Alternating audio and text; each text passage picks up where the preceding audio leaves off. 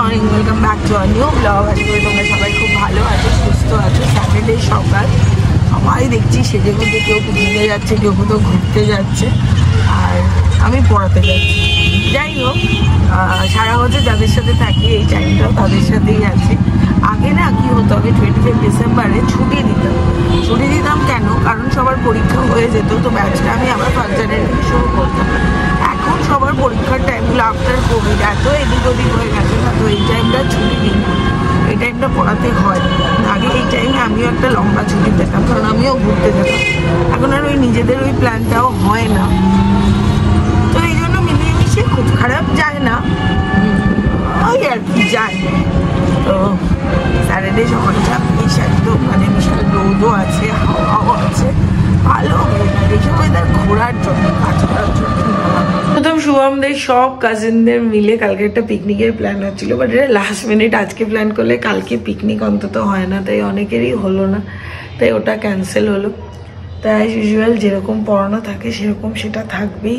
আর আজকে রাতেও অনেক কিছু প্ল্যান হচ্ছিল, সেখানেও শুভমের হবে না। তো সব কিছু মিলে এই ফেস্টিভ্যালটা আমার জন্য নয়, এটাই আমি বুঝলাম। যাই হোক, এবার চলো ওই বাড়িতে যাই, কারণ মার এক বান্ধবীর অ্যানিভার্সারি পার্টি আছে, তো সেখানে মার আজকে নেমন্তন্ন আছে হাওড়াতে। তো মা বেরিয়ে যাবে 5:30টায়, আমি তার আগে যাবো। বাদবাকি পড়ানোটা ওখানে পড়াবো, অনলাইন করে নিয়েছি বাদবাকিগুলো। তারপর বিকেলে গানের স্কুল আছে, তারপরে ব্যাক টু দ্য হোম, আবার সেই রাত্রি 11টা পর্যন্ত পড়ানো। ভালো লাগে না সিরিয়াসলি। আমি যখনই কারো স্টেটাস দেখছি, ফেসবুক খুলছি, যাই দেখছি তাতেই দেখছি সবাই কোথাও না কোথাও ঘুরতে যাচ্ছে। নর্থ বেঙ্গল তো মনে হয় অর্ধেক কলকাতা চলে গেছে, আমরাই শুধু এখানে পড়ে রয়েছি। ক্রিম আর নল এগুলো কিছু শেষ ছিল, সরি পড়ে যাচ্ছিলাম, তো সেগুলো নিলাম। কেক নিলাম, নিয়ে এখন বাড়ি যাচ্ছি। আমার 2025-এ অনেকগুলো রেজলিউশন আছে, রেজলিউশনগুলো বলবো না। 2025টা যদি 6 মাসে রেজলিউশনটা ফলো করতে পারি দেন বলবো। একটু এই পারপাসে আমার যদি একটু হাঁটাহাঁটি হয় এই রেজলিউশনের চক্করে। গুড ইভিনিং সবাইকে। এখন একটু আলমারিটা ঠিক করব, কারণ এগুলো করাই হয় না এই পড়ানো এইসবের চক্করে। আজকেও আছে পড়ানো রাত্রিবেলা, আর আমার সন্ধ্যেবেলা ছিল বেরোনোর, আমার তন্নিষ্ঠার কাছে যাওয়ার ছিল, গানের কাছে। তন্নিষ্ঠা আজকের দিনটা ছিল, কারণ মাও আজকে একটা ইনভিটেশনে গেল, মার এক বন্ধুর অ্যানিভার্সারি। আমি সকালে মনে হয় বলেছিলাম, মাও গেল। শুভমের মতো কাজে বেরিয়ে গেছে, বাবা বেরিয়েছিল, বাবাই এলো। মানে শুভম আমাকে বললো যে তোর তো বেরোনোর আছে, তবে কেন বেরোবি না? বললাম ইচ্ছে করছে না, একটুখানি মনে হচ্ছে না বাড়িটার মধ্যে থাকি। চেষ্টা করলাম ঘুমোনোর, ঘুমোতে পারলাম না, মানে ঘুমোলাম না। সোনাইয়ের সাথে বক করলাম। সোনাই ওই স্যাটারডে সানডে আসতে পারেনি, কারণ দিদা দাদু ওখানে একা রয়েছে। তো সব কিছু মিলিয়ে ঝুলিয়ে বেশ মানে মাঝে মাঝে এরকম একটু একা একা থাকলে না ভালো লাগে। মানে আগে আমি একাটা থাকতেই ভয় পেতাম, এখন বেশ মনে হয় সেটা ভালো লাগছে, কেমন একটা ফিল হচ্ছে। জানি এই করতে করতে হয়তো মানুষ বড় হয়ে যায়। তো আগে যাই, ফটাফট আলমারিটা একটু গুছিয়ে নিই। আলমারি গোছাতে আমার এরকম অবস্থা, আলমারিটা দেখাচ্ছে, এটাকে গুছিয়ে। এখানে আমি সব জামা কাপড় রেখে দিই একদম ভাতটা ঠিকভাবে করে। এরকম অবস্থায় ফ্যানটা পুরো চালিয়ে নিয়েছি। শুভমের আলমারিতে শুভম অ্যাকচুয়ালি আলমারি থেকে বার করে পড়বে, ওর কাছে অতটা সময় নাকি থাকে না, বাট আমি গুছিয়ে রেখে দিই।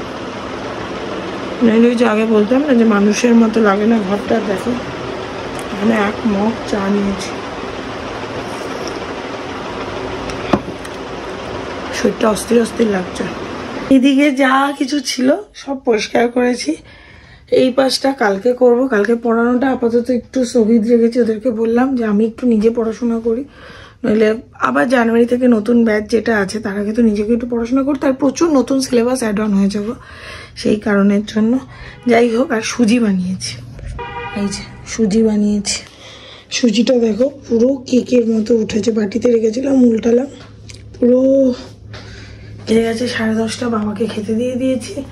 আজকে ভেজ, শুভম বললো শুভম ম্যাগি খাবে, তো শুভমের জন্য ম্যাগি রেডি। মা ফিরছে, সোনাইও ওখানে একা, আমিও এখানে একা, দুজনে মানে দুজনের এত কাজ নিয়ে ব্যস্ত, অতটা কথাও বলতে পারছি। তাও মাঝে মাঝে মাঝে ভিডিও কলে কথা বলছি। এই হলো ব্যাপার স্যাপার। এদিকটা এখন ইগনোর করো, এদিকটা এখন গোছানো হয়নি। একদিনে পুরোটা করলে আমি অসুস্থ হয়ে যাবো। আমি এদিকটা যে সবাই তো হাওয়া খাক দেওয়ালগুলো। ঘর গোছানো দেখতে না আমারও খুব ভালো লাগে, বাট আমি সারাদিনে আমি সকালবেলা 9টা থেকে পড়াতে বসি, মোটামুটি দুপুরবেলা 2টো 2:30 অবধি পড়াই, এরপর আবার 3:30 অবধি পড়াই। মাঝখানে উঠে আমি খাই, ব্রেকফাস্ট করি, ওটা টুকটাক যা বাড়ির কিছু কাজ সেটা করি।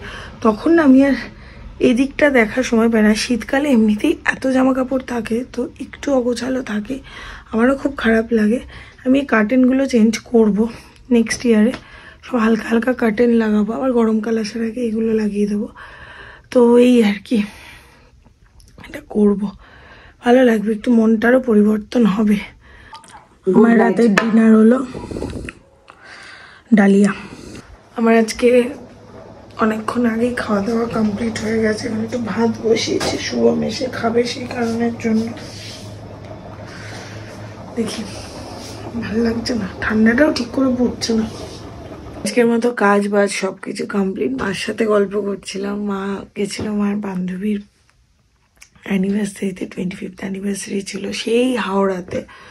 তো মারও আসা যাওয়াতে প্রচণ্ড একটা জার্নি হয়ে গেছে। অ্যাকচুয়ালি কি কোভিডের পর থেকে মা অতটা বেরোয়ও না, তো সেখানে এখন যেন একটু কিছু করলেই খুব মনে হয় মানে প্রচুর একটা খাটাখাটনি হয়ে গেছে।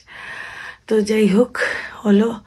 তো আজকে তো একটু আর কি ঘরটা ফাঁকা করে আমি একটু মানসিকভাবে, বাট না এটা আবার হয়ে যাবে আবার, এই কারণ এই জায়গাটা একদিন অন্তর একদিনই করানো হয়, তারপরেও আবার হয়ে যায়। সবার হয়, এরকম না যে আমারই শুধু হয়, সবার হয়। হ্যাঁ, এখন যেহেতু আমি সময়টা কম পাই তাই অতটা গোছাতে পারি না।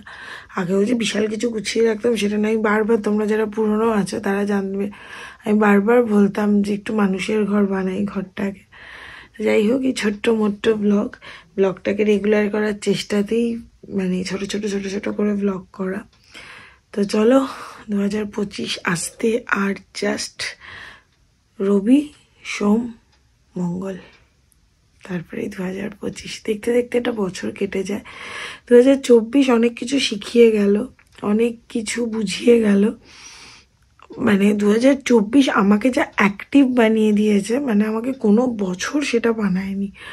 তো যাই হোক, আরও যেন কাজ করতে পারি, ভগবানের কাছে চাই প্রচুর কাজ করতে পারি, প্রচুর যেন খাটতে পারি, সব প্রবলেম যেন মিটিয়ে ফেলতে পারি, এটাই। আর শুভমের পাশে যেন আমি এইভাবেই হাতটা শক্ত করে থাকতে পারি, কারণ কোনো প্রবলেমকে ওর ধারের কাছেও ছুতে আমি দেব না। মানে এটা আমার নিজের কাছে নিজের প্রমিস। সেটাই দেখি কত তাড়াতাড়ি প্রবলেমগুলো সলভ হয়, কত তাড়াতাড়ি একটা স্মুথ লাইফে আমরা ফিরতে পারি। তো চলো, এই ধরনের ব্লগগুলো যদি ভালো লেগে থাকে, ভালো থেকো, সুস্থ থেকো, ভালো রেখো, সুস্থ রেখো, এবং একটু like, share, comment and subscribe করে দিও সবাই। চলো, ভালো থেকো, টাটা।